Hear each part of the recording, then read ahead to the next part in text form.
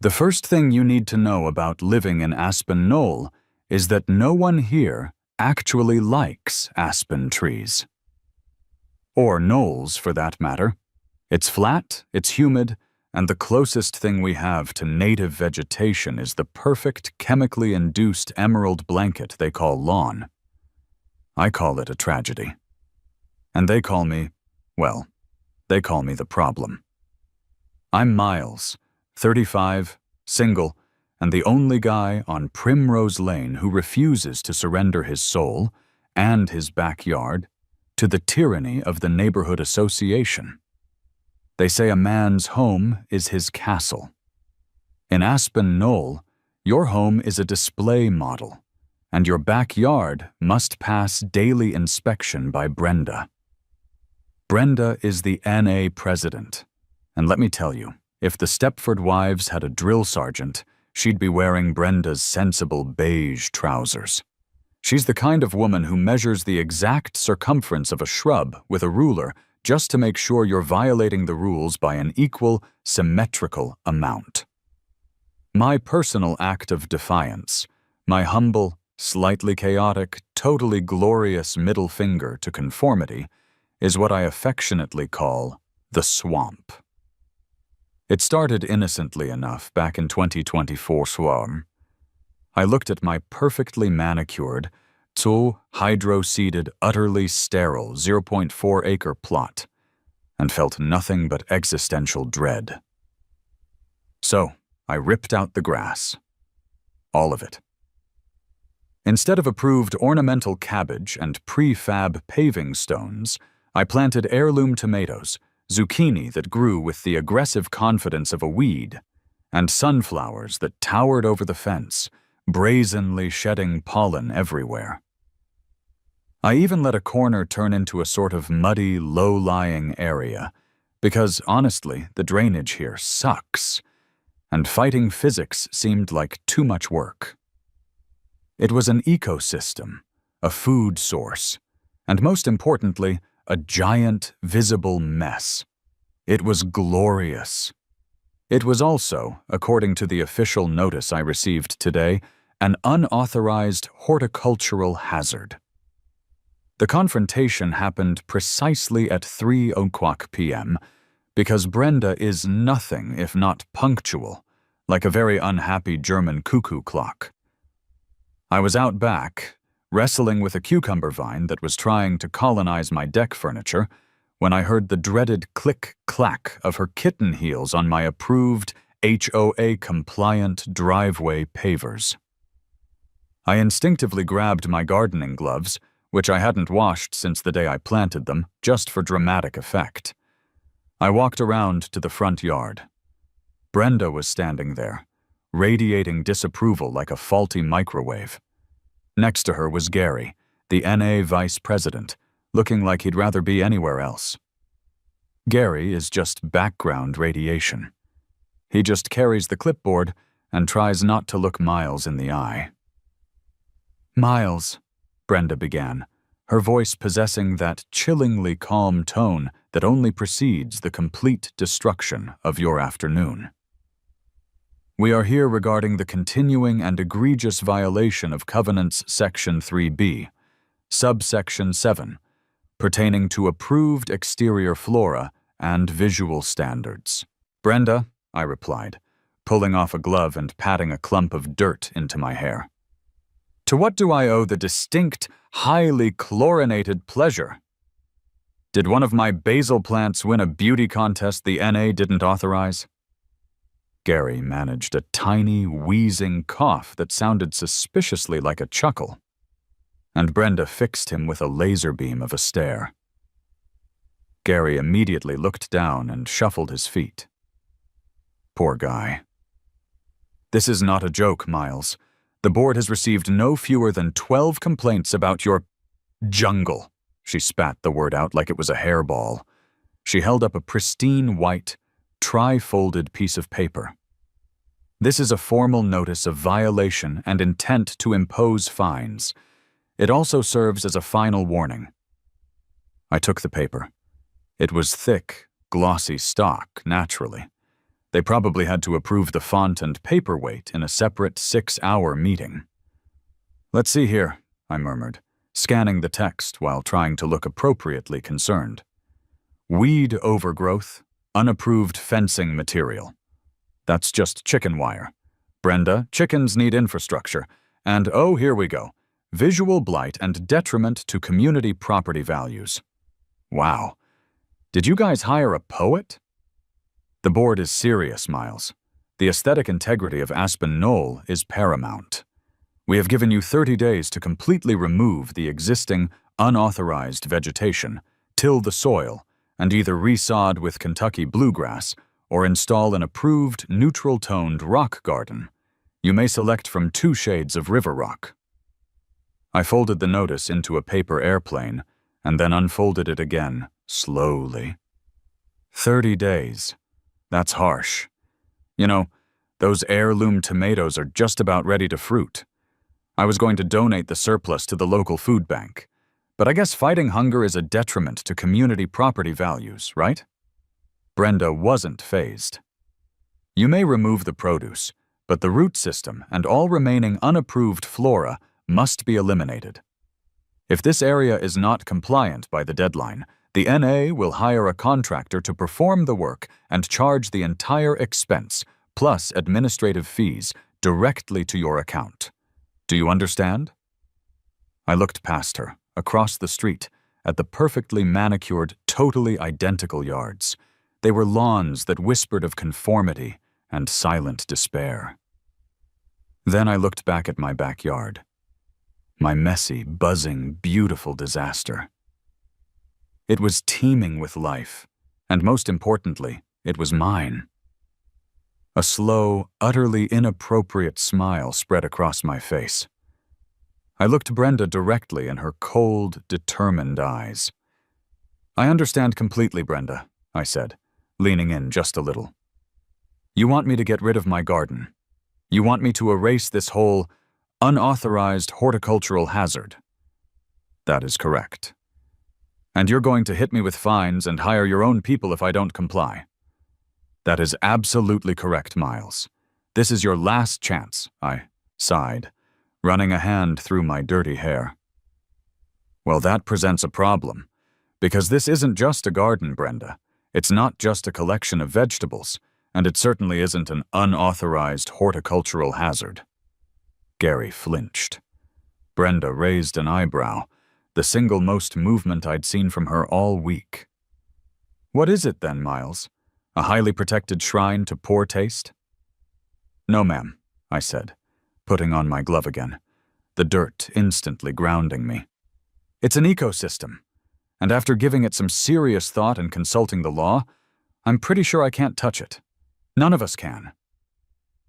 Brenda's lips thinned into a razor-straight line. "Don't be ridiculous. This is a residential subdivision, not the Amazon.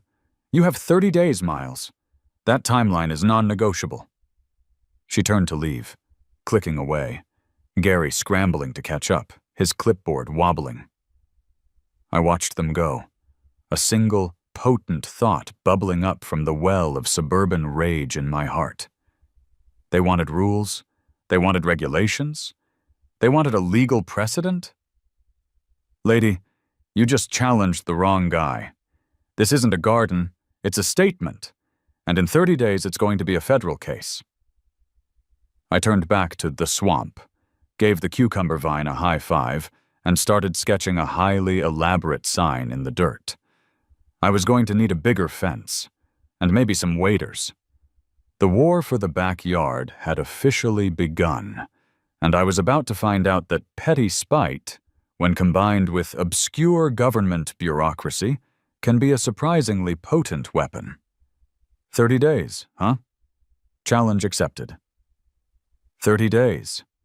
30 days is not a lot of time to defeat a small-town despot armed with a laminated copy of the bylaws and an army of compliant grass fanatics.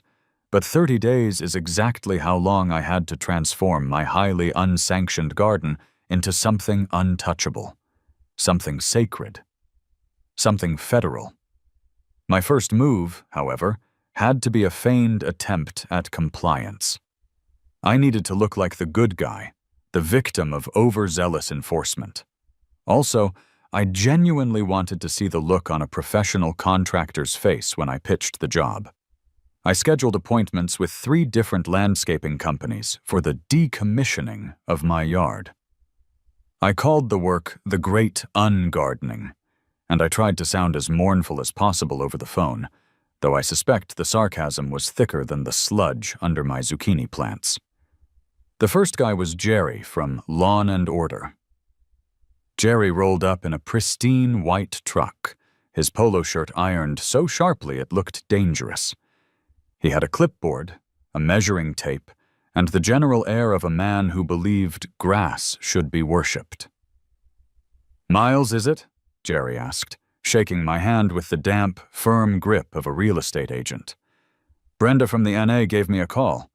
Said you had a bit of a situation back here. Something about native growth?"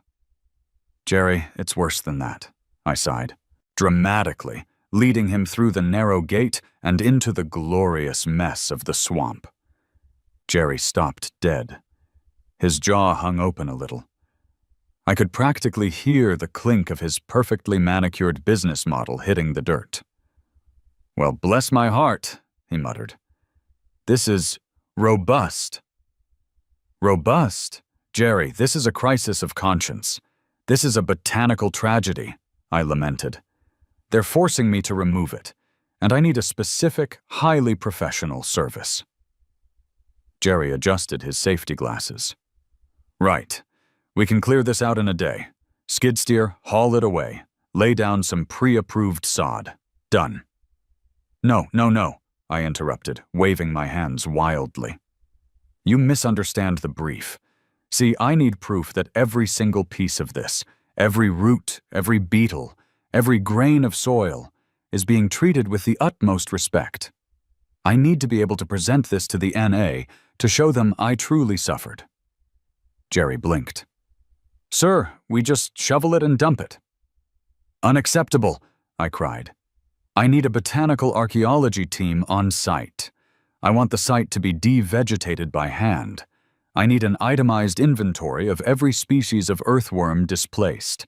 I need a final report on the soil's exact pre-destruction pH level, and most importantly, I need a signed affidavit from the crew chief confirming that they, individually and collectively, felt a profound sense of loss during the process." Jerry stared at me for a long, silent moment. He looked at his clipboard, then back at the zucchini, then back at me. "Look, buddy," he finally said, rubbing the back of his neck. "I charge $90 an hour for a 2-man crew and a bobcat. What you're asking for sounds like a PhD dissertation that ends in a group therapy session. I can't do any of that." "So you're telling me you can't professionally certify the precise level of spiritual damage done to the ecosystem during its mandated annihilation?" I asked, leaning in with theatrical disappointment. Jerry packed up his measuring tape. "I'm telling you, this is nuts. My quote is $4,500 just to clear the debris and $1,200 for the sod. The grief counseling is extra, and I don't provide it." He walked away quickly, muttering something about certified organic lunacy. Total quotes received. 1. Total interest in my project. 0. The second contractor, a gruff fellow named Rico, lasted about 6 minutes longer. When I told him the work must be done using only sustainably sourced, hand-whittled wooden spades, and that the remains must be transported in a biodegradable vessel to a composting site within a specific zip code outside the state of New Jersey. I just picked New Jersey, seemed fitting. Rico just scoffed. "Look, I got a backhoe and a dump truck, man. I don't got a Viking funeral for your tomato plants. Get out of here." The third guy, Mr. Henderson, was the most bureaucratic. He came in a sedan, wore a tie, and had an MBA in landscaping.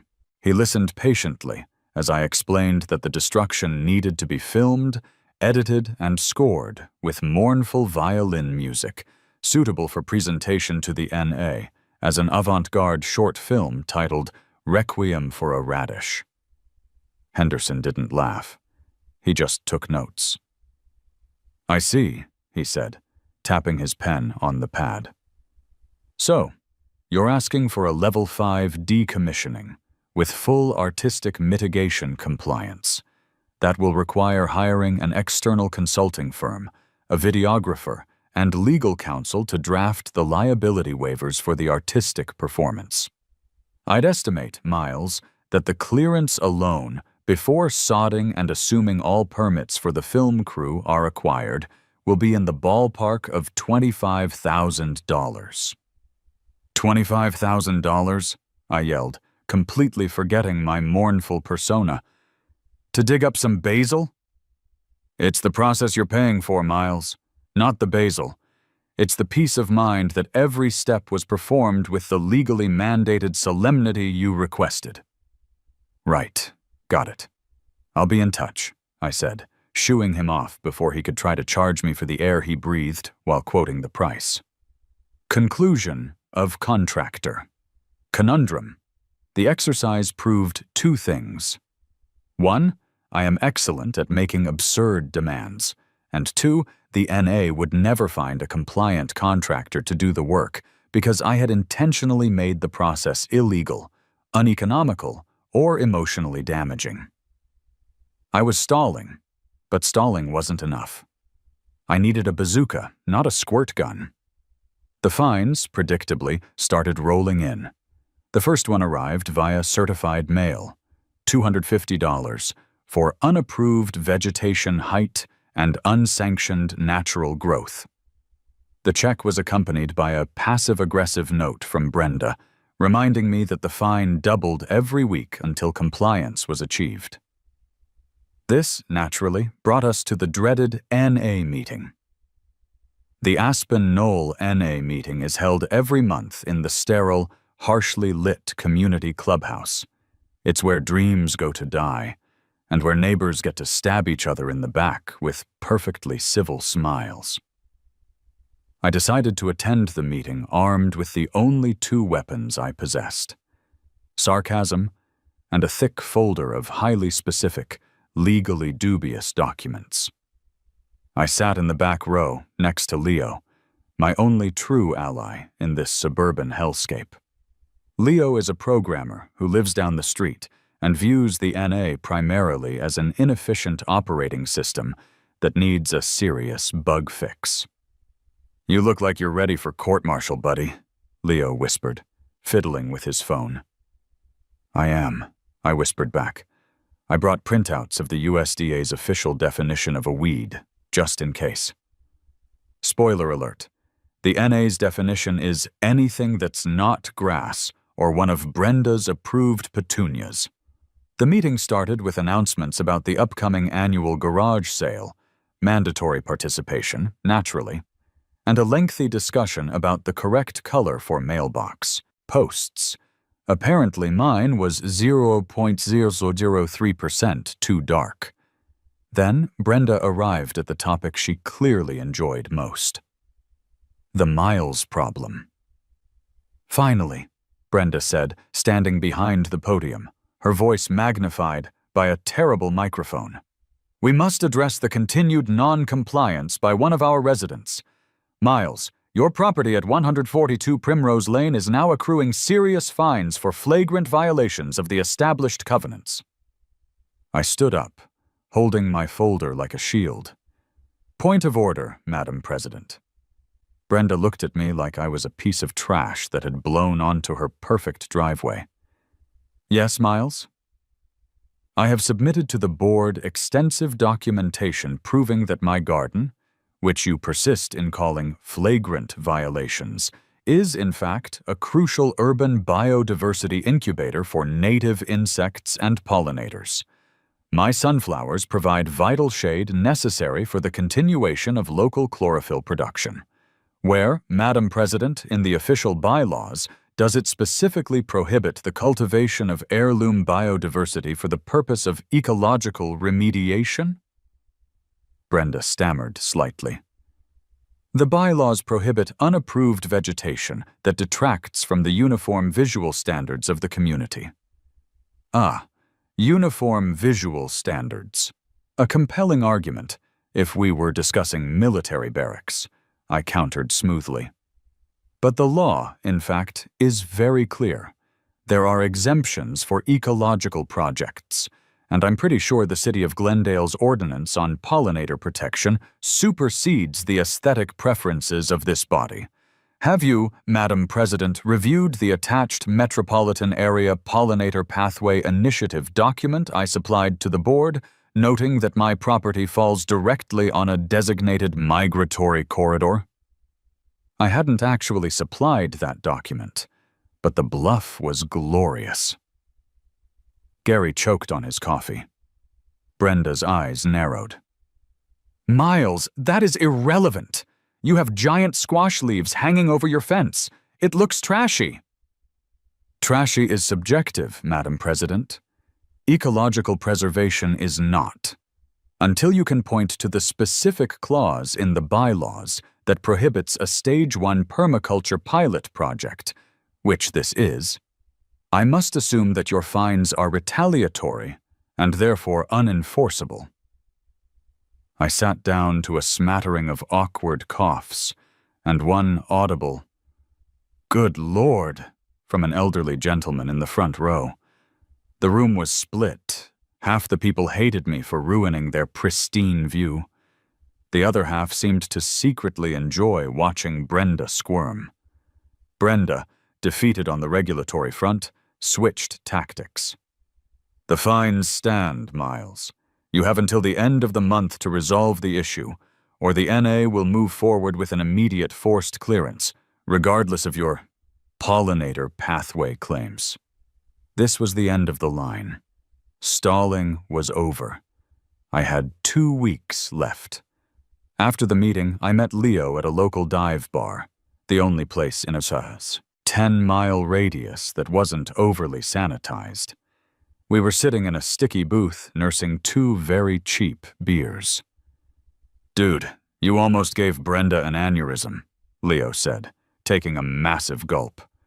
"I swear I saw steam coming out of her ears when you mentioned ecological remediation. You're going down swinging, I'll give you that." "Swinging isn't enough, Leo. I need an atomic bomb," I grumbled, slamming my beer down. "She's going to hire some goon to come in and destroy everything. $2,500 in fines already. I need a permanent solution. I need an official, legally terrifying shield." Leo leaned back, staring thoughtfully at the grease stain on the ceiling. "You know, that thing you said about ecological exemptions? You were on to something. You just weren't aiming high enough." "What do you mean?" "I mean, stop messing around with city ordinances and pollinator pathways. Go federal. You want them to not touch it? You need to make touching it a felony." He took another sip, and his face lit up with a mischievous idea. "You need to declare that yard an endangered species habitat or something. Turn it into a national park. Better yet, you should tell them it's a wetland." The word hung in the air. Wetland. I stared at him. The thought was so absurd, so magnificently petty, it was perfect. The drainage in that corner was terrible. I had always assumed it was a bug, but maybe it was a feature. "A federally protected wetland," I whispered, the words tasting like victory. "Under the Army Corps of Engineers. That would bring the Clean Water Act down on their heads." "Yeah, Miles, that's real bureaucracy," Leo grinned. "That's like Level 10, final boss bureaucracy. Messing with wetlands is worse than messing with the IRS. Think about it. Massive fines, mitigation requirements, federal permits. Brenda wouldn't just have to not touch it. She'd have to protect it." That night, I didn't sleep.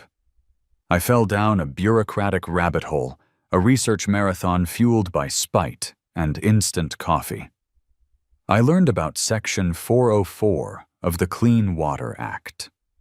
I learned about jurisdictional determination. I learned that a wetland isn't just a swamp with alligators. It's defined by 3 factors: hydrophytic vegetation, hydric soils, and wetland hydrology. My yard had been accidentally cultivating hydrophytic vegetation, i.e., weeds that liked water, for months. The hydric soils were just that annoying, dark, silty clay that stayed soggy after rain. All I needed was the hydrology part, the specific evidence of water inundation for a certain period of time. I needed an expert. A man or woman who lived and breathed the dull, beautiful language of environmental permitting. I needed a co-conspirator who didn't know he was one. I found Dr. Alistair Sterling, P.E., an environmental consulting engineer with a firm based 40 miles away.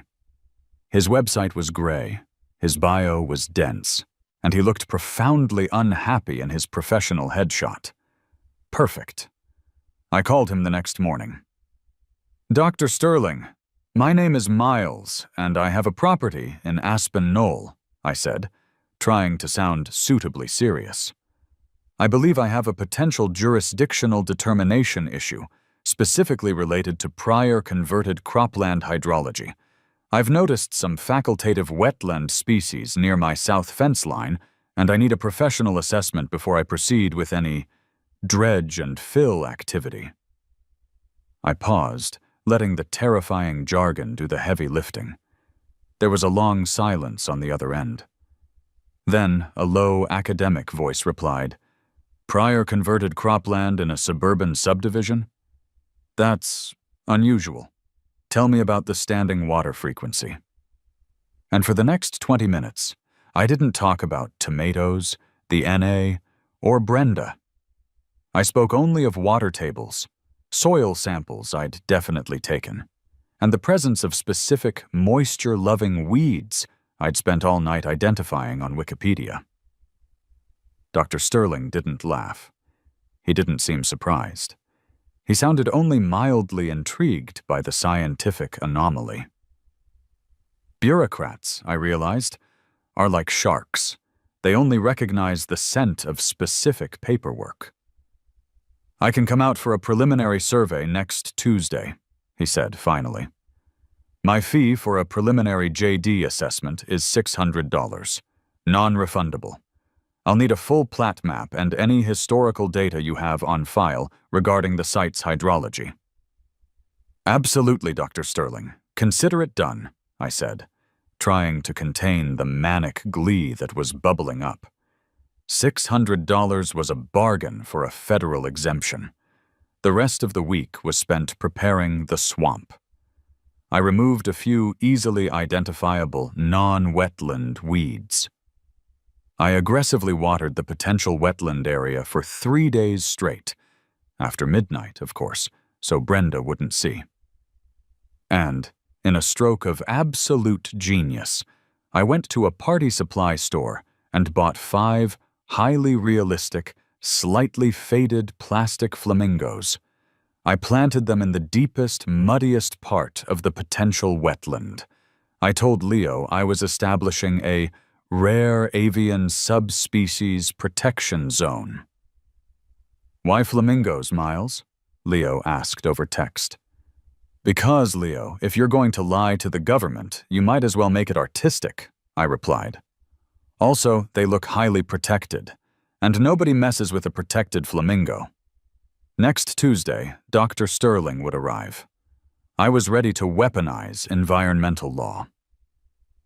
The day Dr. Alistair Sterling arrived felt less like a scientific survey and more like a federal audit of my soul. I was wearing my least sarcastic t-shirt and attempting to look like a man genuinely concerned about the hydrogeomorphology of his suburban plot. Dr. Sterling, predictably, was dressed in a pristine field vest and carrying equipment that looked far too expensive to be near my mud patch. He was the picture of detached professionalism, which I deeply appreciated. He needed to be stone-cold serious for this magnificent farce to work. "Miles," he said, nodding briefly. I appreciate the preliminary information. If you could just direct me to the area of concern, I'll need to conduct the 3-parameter test: vegetation, soil, and hydrology. Right this way, Doctor, I said, leading him to the swamp. I call this area the lower basin. It gets enthusiastic after a heavy dew, and please be mindful of the indigenous species. I gestured vaguely toward the plastic flamingos. Dr. Sterling glanced at the flamingos, logged something on his field tablet, and didn't comment. Perfect. No questions about the pink, foot-tall, non-migratory birds. This man was a machine. The next 2 hours were a masterclass in bureaucratic ritual. Miles narrated his internal monologue, which was a frenzied mixture of panic and hope. First, vegetation. Dr. Sterling began identifying the plants. He knelt and pulled out a ruler, meticulously measuring leaf structures. This here, he murmured, pointing to a weed I'd always called that floppy green stuff. Juncus effusus, facultative wetland species. And that? Typha latifolia, cattail, highly obligate wetland species. Ah, yes, the typha, I exclaimed, trying to sound like I recognized the genus, not just the word cattail. They simply appeared. I've been worried about their sudden, aggressive enthusiasm for life. Dr. Sterling made more note. Your yard is currently exhibiting a dominance of hydrophytic vegetation, Miles. That's parameter 1 achieved. Miles's internal monologue. Yes, the weeds worked. I knew that neglected patch was holding the secret to freedom. Take that, Brenda, you botanically illiterate tyrant. Next, soil. This was the scary part. Dr. Sterling pulled out a scary-looking steel auger. He drilled down, making a sound like a rusty dentist, and pulled up a narrow tube of dirt. He then took out a Munsell soil color chart, literally a book of colored paint chips, and began comparing the mud core to the chart. He paused on a specific page, frowning slightly. This is a low chroma soil, Miles. Hydric. It has that characteristic gray mottling indicative of anaerobic conditions, oxygen deprivation due to prolonged saturation. He looked up. Parameter 2 achieved. This area has been a soggy disaster for a long time. It's the sheer depth of the moisture I find so concerning, Doctor, I said, nodding solemnly. It's a very deep issue, legally speaking. Finally, hydrology. He pulled out an intimidating GPS device and a detailed map. The final parameter is the presence of water at the surface or within 12 inches of the surface for a minimum of 5% of the growing season. Based on your historical data, the low topography, and the soil indicators, I can issue a preliminary finding. This area meets the criteria for a wetland under USACE regulations. It's what we call a prior converted cropland or a potential jurisdictional wetland. I fought the urge to perform a full touchdown dance. So what you're saying, Doctor, is that my property is protected?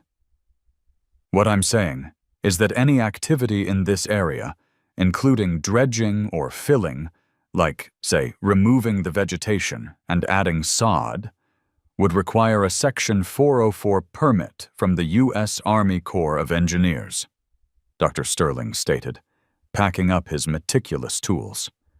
The permitting process is lengthy, expensive, and subject to mitigation requirements.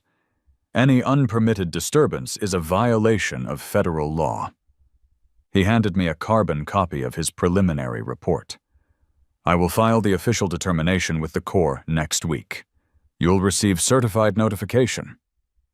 I shook his hand, feeling like I had just won the Nobel Prize for spite. Thank you, Doctor. You have no idea what you've done for me, and for the local Taifa population. The certified letter arrived exactly 1 week later.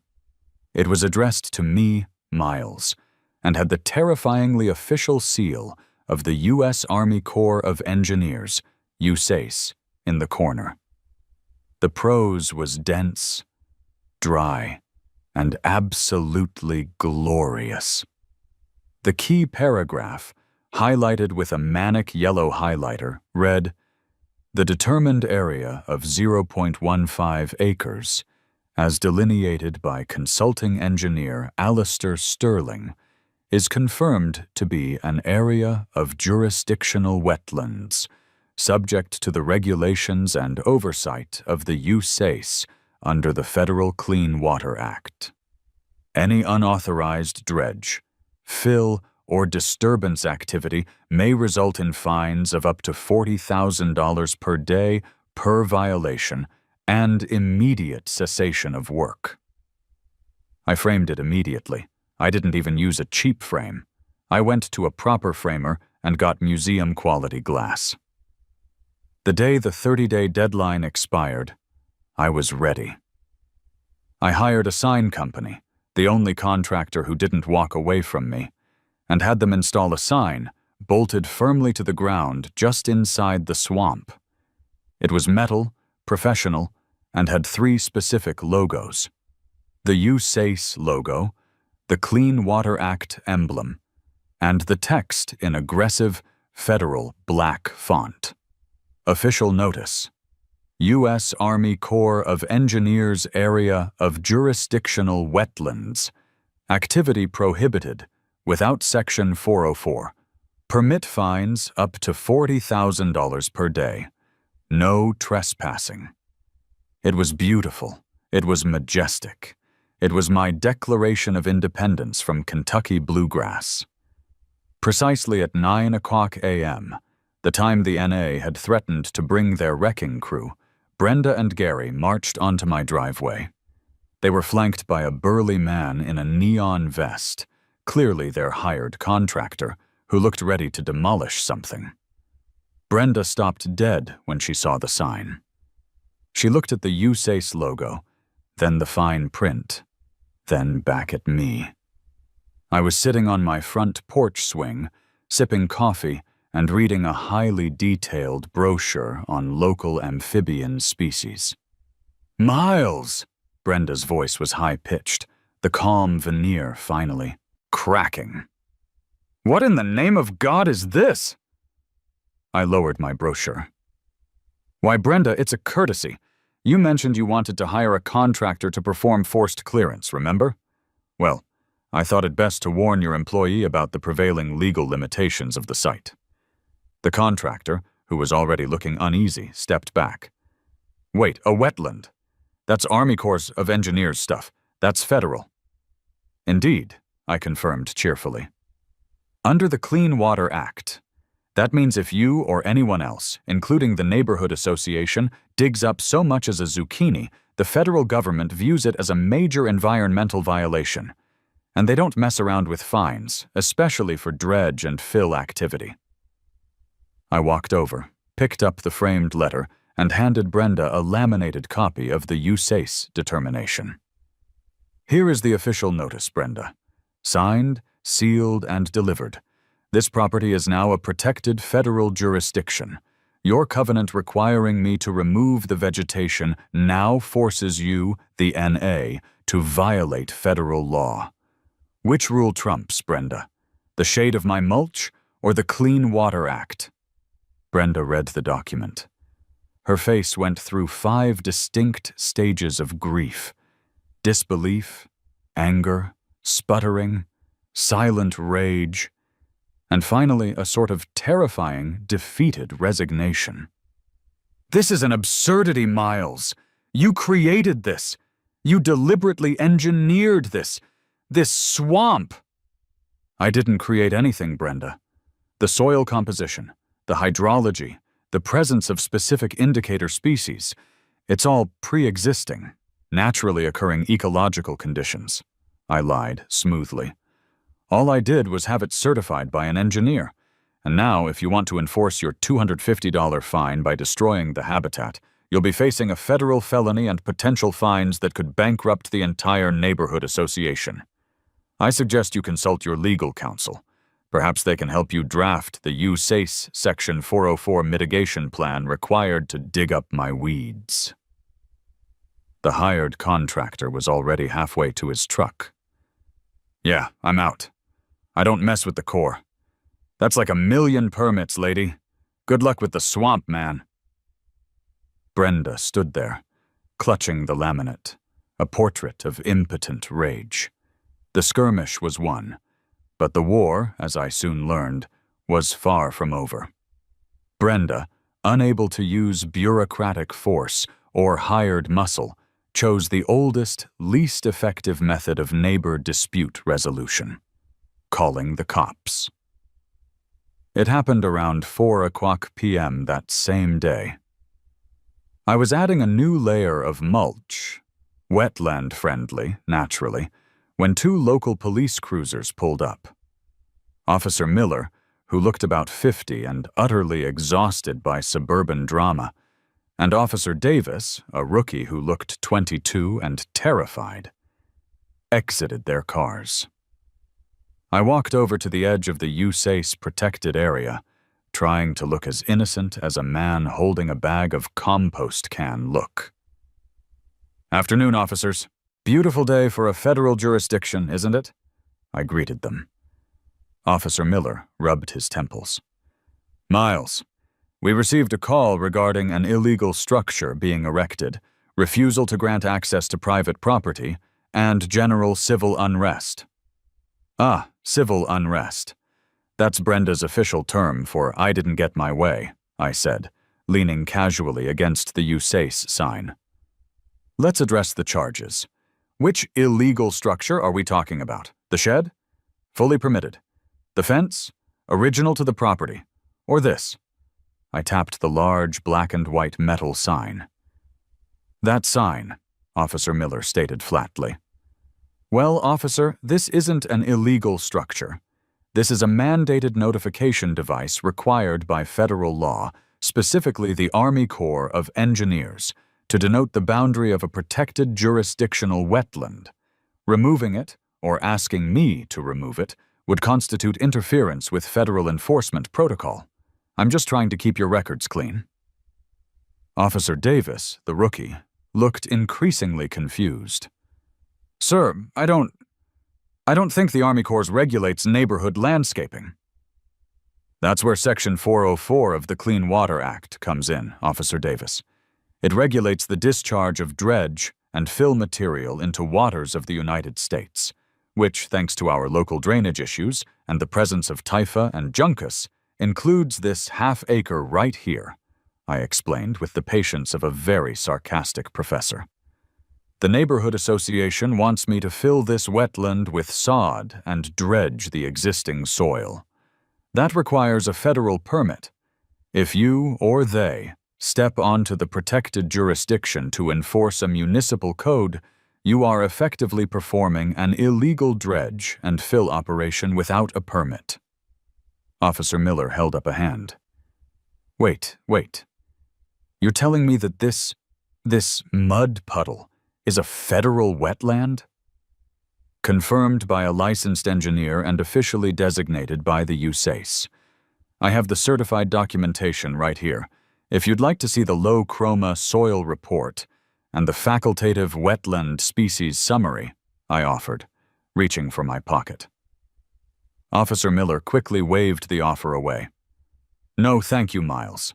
We do not get involved in federal environmental law." He looked at Officer Davis, who was staring wide-eyed at the plastic flamingos. "But officer," Davis whispered, "the caller, Mrs. Hawthorne, said he was denying contractors access to their private property to perform necessary maintenance." "Ah, refusal of access," I chirped. "I'm not refusing access, officer. I'm preventing unauthorized access for the officer's own financial protection. The fine for unpermitted disturbance of this jurisdiction is up to $40,000 per day. Officer Miller, if you step over the line, you could be fined. I'm not denying them entry. I'm giving them an official, federal, health and safety warning. I'm just protecting their personal finances, really." Miller groaned, a sound of pure, middle-aged existential despair. He pulled out his radio. "Dispatch, this is Unit 3. We are on Primrose Lane. The alleged civil dispute appears to involve a federal environmental designation.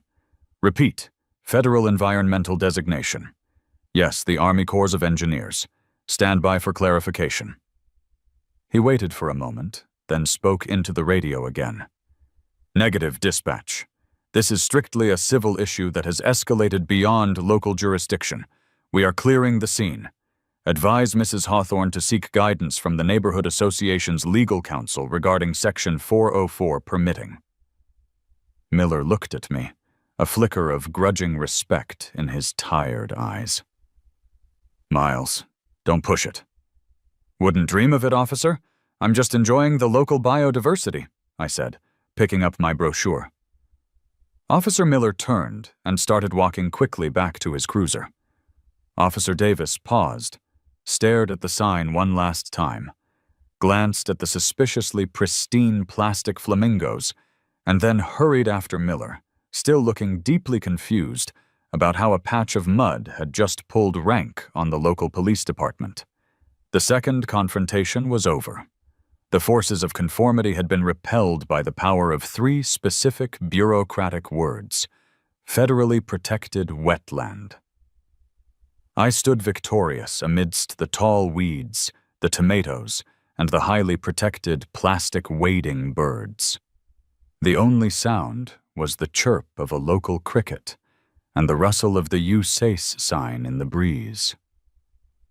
The immediate aftermath of the federal designation was a deep, satisfying quiet, broken only by the chirping of crickets and the frantic, distant sound of Brenda calling a lawyer. The war was technically won, but the real fun, the sustained, glorious mockery, was just beginning. I fully embraced my new role as the wetland steward, or as Leo dubbed me, the Swamp Lord of Aspen Knoll. My first official act was to enhance the federally protected boundaries. I couldn't build a fence. That would be fill activity and require a new Section 404 permit, but I could certainly add more official-looking advisory signage. I grabbed my label maker and created a series of laminated, highly detailed warnings, positioning them strategically around the perimeter of the USACE sign. Caution: federally protected newt crossing. Habitat disturbance strictly prohibited. Wetland wildlife observation post. Please remain 15 feet back to avoid startling the endangered lawn gnomes. Note to Neighborhood Association: disposal of unapproved mulch, sod, or petunias into this jurisdiction is a federal violation. See CFR 328.3A for details. Do not feed the hydrophytic vegetation. The absurdity was palpable, and it worked like a charm. Neighbors, who had previously glared at my yard, now approached with a mixture of confusion and awe. They wouldn't dare cross the imaginary, invisible, federal boundary. The protected area was a perfect, beautiful bubble of chaos in the middle of a conformity factory. I used the federal status to get rid of other annoying neighborhood issues. The NA had an absurd rule about where I could store my recycling bins. I simply moved them just inside the wetland boundary. When Gary, now the acting NA president, Brenda had gone on a stress-induced sabbatical, hesitantly approached me about the bin placement, I explained, "Gary, I'm sorry, but this area must remain in its prior converted state, and that includes establishing a waste management protocol that minimizes human disturbance to the hydrological features. My current setup utilizes the low-lying basin to prevent runoff contamination into the wider watershed. Removing them would disrupt the delicate flow." Gary just stared at the giant green bin sitting a foot deep in mud, shrugged, and walked away. The man was broken. The Clean Water Act had defeated him.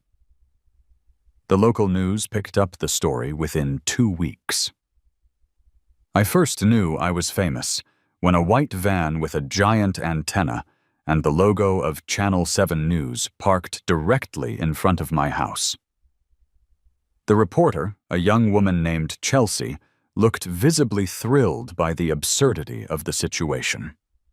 "Mr. Miles, you successfully fought the Neighborhood Association's demands to remove your garden by having it declared a federal wetland.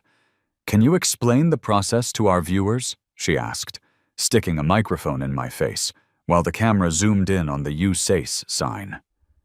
I gave them exactly the kind of sound bites Brenda feared most. "Well, Chelsea, I just believe in letting nature take its course. If the earth wants to be soggy and support a unique collection of highly protected weeds, who am I to argue?" All I did was point out to the government that my yard, technically, qualifies as waters of the United States. I simply used their own deeply complicated rule book against them. It's a victory for democracy, for sarcasm, and for this magnificent patch of cattails. And what about the residents who complain it affects their property values? Property values are subjective. Federal protection is not, I countered, putting on my most serious face. I would argue that living next to a certified federal environmental jurisdiction is a massive amenity. Where else can you find a rare avian protection zone, complete with the very serious, very pink Flamingo aquaticus, within a quarter mile of a zero-lot line subdivision? It's priceless. The segment went viral locally. I became the reluctant hero of every resident who had ever received a passive-aggressive NA warning about Christmas lights or garage sale signage. Suddenly, I was getting supportive emails and cryptic notes shoved under my door. The publicity created a very interesting new wave of interactions. The contractor redux. Tony, the gruff construction guy who had scoffed at my Viking funeral for tomatoes, showed up unannounced one afternoon. "Miles, man, I saw you on the news," Tony said, looking sheepish. "Tony, you're looking well. Still refusing to handle legally sensitive biodegradable remains?" I asked. "Listen, I wanted to apologize. I didn't know you were serious about the federal thing. That's big time. That's real liability," he admitted. "Look, my company specializes in environmentally sound construction now. I could install a USACE-compliant, mitigated boardwalk through your wetland. I'd use non-impact piers, zero-discharge equipment. We could even get a plaque. The Tony Memorial Boardwalk, a path through bureaucracy." The irony was thicker than the hydric soil. He had refused to dig up a zucchini for $4,000, but he was willing to build me a multi-thousand-dollar nature walk to avoid a federal fine. "Tony, that's a very generous offer," I said, genuinely amused. "But I'll be honest with you. The beauty of a wetland is its natural, untamed inefficiency. It's supposed to be difficult to navigate. If I put in a boardwalk, Brenda might try to jog on it. The whole point is that it's inaccessible. Besides, I kind of like the natural mud squish under my boots. It helps me commune with the junkus." "Right. Natural inefficiency. Got it," Tony said, clearly writing the term down as a new business strategy. "Just, if you ever need a very small, ecologically sensitive, temporary fill operation for, say, a hot tub, I know a guy who knows a guy who knows a guy who has a permit." "I'll keep it in mind, Tony, but I think the Flamingo aquaticus prefers the natural spring-fed jacuzzi," I replied, sending him off. The most satisfying part of the falling action, however, was the final, spectacular collapse of the NA's offensive. It had been about 4 weeks since the police incident. The fines had stopped. I found out why when Leo sent me a text. Urgent. Mandatory NA meeting. Bring popcorn. Brenda is going thermonuclear. The meeting was packed. People had come just to watch the show. Brenda wasn't behind the podium. She was sitting at a side table, looking like a discarded beige doll, surrounded by two very expensive-looking lawyers. The meeting was chaired by the new temporary president, a nervous accountant named Bob. Bob cleared his throat repeatedly. "Good evening, residents. We have to address the Miles Wetland litigation issue." One of the lawyers, a sharp, humorless woman named Ms. Chen, took the floor. Her tone was clinical and damning. The Neighborhood Association Legal Counsel has advised the board that any continuation of legal action against Mr. Miles regarding the property at 142 Primrose Lane is to cease immediately. Further, any attempt to force the removal of the federally designated wetland vegetation would constitute a violation of the Clean Water Act, exposing the association to potential fines far exceeding our entire annual operating budget. A woman in the front row gasped audibly. Ms. Chen continued, reading from a dense report. To pursue a clearance, the NA would be required to file a Section 404 permit application, submit a mitigation plan, and potentially purchase wetland mitigation credits to compensate for the disturbance. The estimated cost for even exploring this process is well over $50,000. The risk is simply too high for a private residential association. Then she dropped the final beautiful bomb. Furthermore, the existing covenants, specifically Section 3.b, subsection 7, which addresses exterior flora, are likely preempted by federal law in this specific instance. Therefore, any fines previously issued to Mr. Miles are legally invalid and must be rescinded immediately. I looked over at Brenda. She looked like she had aged 20 years since the police visited. This was the moment of her spectacular, dialogue-heavy meltdown. She lunged to her feet, knocking over her chair. "This is an outrage! We let one man turn a perfectly good lawn into a swamp because of some obscure regulation. He did this out of spite, pure, unadulterated spite. You are going to let him ruin our property values and let the whole neighborhood turn into a goddamned bog." She pointed a shaking finger directly at me. "You think you've won, Miles? You think you've defeated the rule of law?" I rose slowly. I decided to use Brenda's own weapon, calm, precise formality, against her. "Madam Former President," I said, my voice cutting through the stunned silence. "I didn't defeat the rule of law. I simply pointed out that the federal government's rules take precedence over the bylaws governing the shade of your mailbox. I acted within the framework of environmental protection, utilizing existing legal statutes to defend my right to grow food and preserve local biodiversity.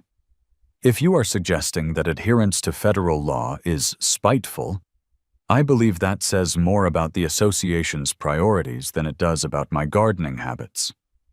I sat down. Brenda stared at me for another agonizing 10 seconds, her face red, her hands trembling. She then threw her laminated NA badge onto the table. "I quit. I cannot serve a community that allows itself to be ruled by cattails and pink plastic birds." She stormed out of the clubhouse, the sound of her furious, defeated steps echoing through the parking lot. It was glorious. The meeting descended into chaos, but for me, the fight was over. The NA was reeling, legally neutralized, and morally defeated. I walked out into the cool evening air, feeling lighter than I had in years. I had not only saved my garden, I had forced an entire neighborhood to accept that my mess was legally and environmentally necessary. Months passed. The Aspen Knoll Neighborhood Association had quietly imploded, reforming into a much weaker, significantly more cautious body focused primarily on approving, acceptable shades of roof shingle. They were traumatized. They had learned the hard way that when you push a guy too far, he might just bring the full, confusing weight of the federal government down on your suburban planning committee. My fines were all officially rescinded, and I received an apology letter from the new NA president, Bob, which was so heavily vetted by lawyers it was completely devoid of human feeling. It was still a win. The swamp, meanwhile, thrived. The heavy rains of summer actually validated Dr. Sterling's report, turning the lower basin into a genuine, if small, marshy ecosystem. I spotted a couple of frogs, real, non-plastic ones, and the sunflowers reached truly ridiculous heights. I even built a small, slightly leaning wooden platform just outside the protected boundary where I could sit and watch the taifa grow. I called it the observation deck, and I held court there. The absurdity of the situation faded into local legend. People stopped complaining about my yard and started incorporating it into their tours. And over here, kids, is where Miles fought the man and won using the Clean Water Act. Don't touch the weeds. My victory was complete. It wasn't just about the tomatoes. It was about staking a claim for individual freedom and a little bit of beautiful, necessary mess in a world obsessed with sterile perfection. One late autumn afternoon, I was out on the observation deck, trimming a rogue squash vine that was threatening to colonize a rare Flamingo aquaticus when I saw a car pull up next door. The house next to mine, formerly owned by a couple who moved out shortly after Brenda's public meltdown, had finally sold. A woman in her late 20s, wearing jeans and a genuinely perplexed expression, stepped out of the house and walked up to my fence line. She looked nice. Too nice for Aspen Knoll. "Hi," she said, peering cautiously over the small chain-link barrier. "You must be Miles. I'm Clara. I just moved in next door."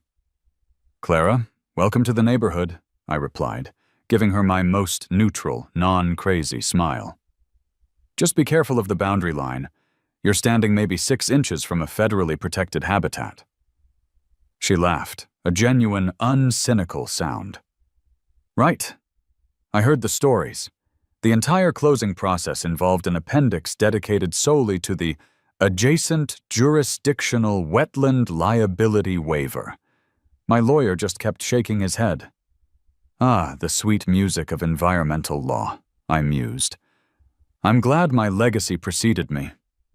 She pointed at the large, official USACE sign, then at the ridiculous plastic flamingos, which now looked like sentinels guarding the gates of ecological anarchy. "So I'm genuinely curious," she said, leaning against the fence. "How did you pull this off? It's magnificent, by the way. My last NA fined me $50 for having a slightly off-white window blind." "That's exactly why I did it, Clara. I got tired of the tyranny of the taupe. I just looked at my yard, saw the terrible drainage, and decided that if they wanted to treat my life like a regulatory issue, I would fight back with better regulation." I reached into the swamp and pulled out a perfect, still ripe red pepper. The key is to take their own rulebook and wield it with extreme surgical precision. They wanted me to clean up. I showed them that cleaning up would violate the Clean Water Act, incur massive federal fines, and potentially endanger the local Juncos population.